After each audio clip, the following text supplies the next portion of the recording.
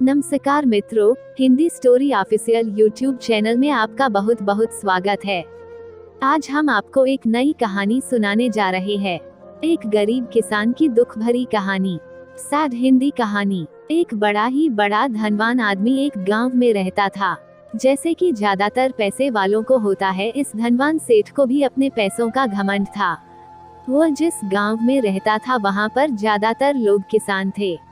इन सभी किसानों के पास जितनी जमीन थी उससे कई गुना ज्यादा जमीन इस सेठ के पास थी। कई गरीब किसान तो इसके लिए इसके खेतों में काम करते थे। इसी गांव में संतोष नाम का एक बड़ा ही मेहनती और सच्चा किसान रहा करता था। संतोष का परिवार थोड़ा बड़ा था। उसके परिवार में उसके बूढ़े माँ बाप, पत्नी और 3 बच्चे थे जो अभी काफी छोटे थे। संतोष के पास ज्यादा जमीन नहीं थी, लेकिन जितनी भी थी उसमें वो बड़ी मेहनत करता और अपने परिवार का पेट पालने लायक अनाज उगा लेता था। बाकी के किसान भी ये देखकर हैरान रह जाते कि कोई कैसे इतनी सी जमीन में इतना ज्यादा फसल उगा सकता है। एक वर्ष उस गांव में काफी ज्यादा बारिश हुई, जिसके चलते कई किसानों की फसलें बर्बाद हो गई, जिनमें से एक संतोष भी था।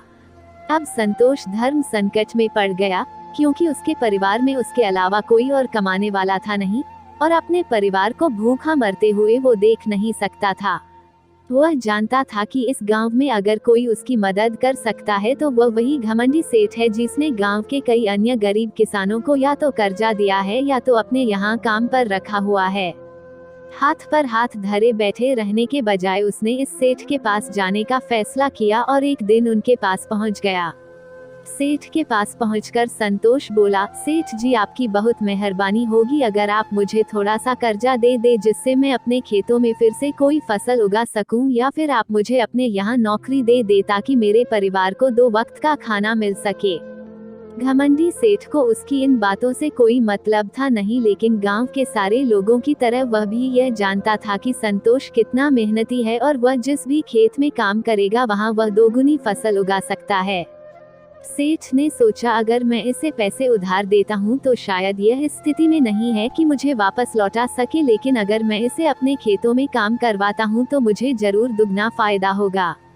सेठ संतोष से बोला, देख भाई, पैसा तो मैं तुझे दूंगा नहीं, और मेरे पास अभी खेतों में काम करने के लिए कई किसान पहले से मौजूद है, लेकिन तुझ पर तरस खाकर मैं तुझे अपने खेतों में नौकरी देता हूँ, पर मैं तुझे इसके लिए ज्यादा पैसे नहीं दूंगा।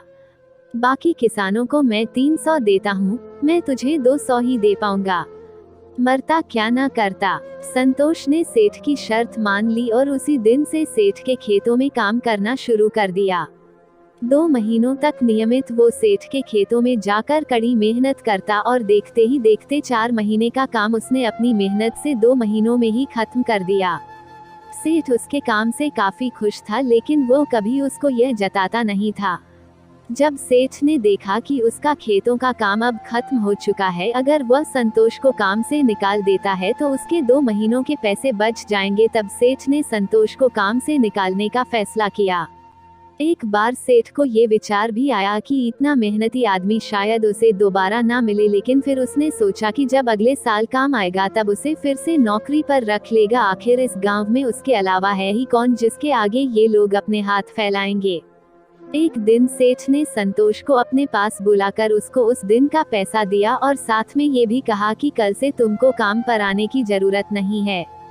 अब मेरे पास तुम्हारे लिए कोई काम नहीं बचा है। जब मेरे पास काम आएगा तो मैं तुम्हें बुला लूंगा। ये सुनकर संतोष का दिल बैठ गया। पिछले 2 महीनों से कम ही सही उसके बच्चों और परिवार के पेट में अन्न का दाना जा तो रहा था, अब वह क्या करेगा। यही सोचकर उसकी आंखों से आंसू निकल आए।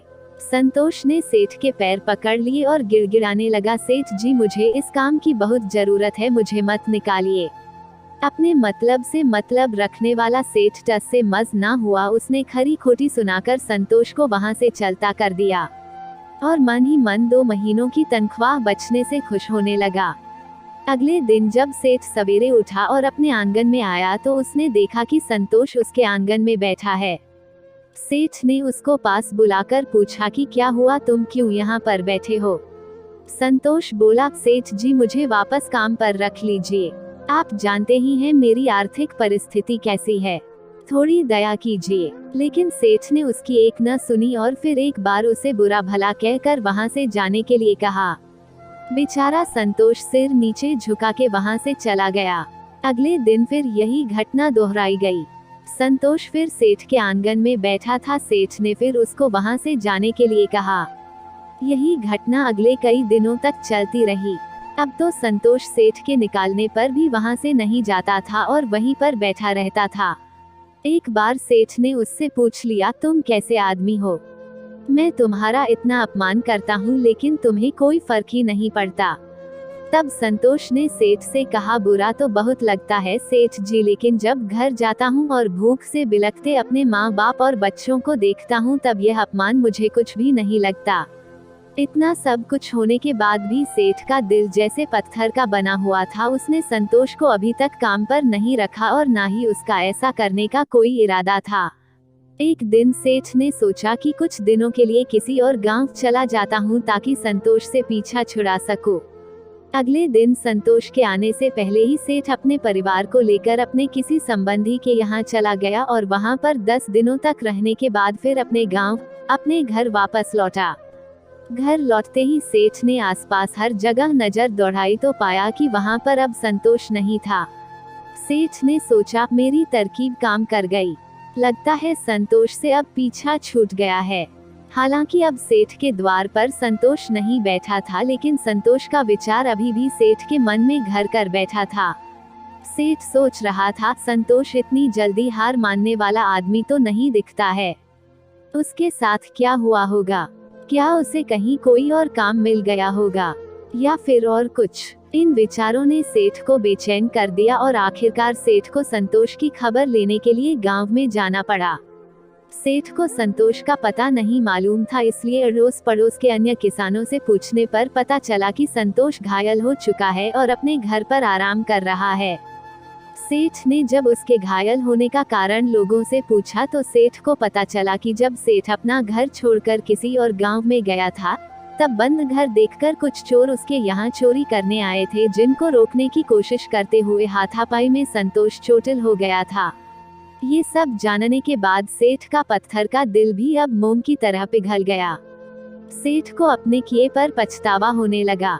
सेठ ने अपने आप को याद दिलाया कि कैसे उसने एक शरीफ और सच्चे आदमी को ज्यादा काम करवा कर भी उसको पूरा पैसा नहीं दिया और जिसको गले से लगाना चाहिए था उसे ठोकर मारकर भगाता रहा।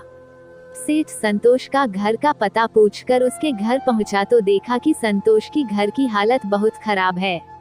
उसका परिवार भूख से बेहाल है और वो खुद अपने हाथ पैर पर चोट के साथ एक खाट में पड़ा हुआ है। ये दृश्य देखकर सेठ की आंखों से आंसू बह निकले। सेठ ने संतोष के पास जाकर उससे सच्चे दिल से माफी मांगी। उसको उसकी मेहनत के पैसे दिए, उसका इलाज करवाया और उसको हमेशा के लिए अपने यहाँ काम पर रख लिया। वीडियो पसंद आए तो एक लाइक कीजिए, अपने दोस्तों के साथ शेयर कीजिए और इस चैनल को सब्सक्राइब जरूर कीजिए। वीडियो देखने के लिए आपका बहुत बहुत धन्यवाद।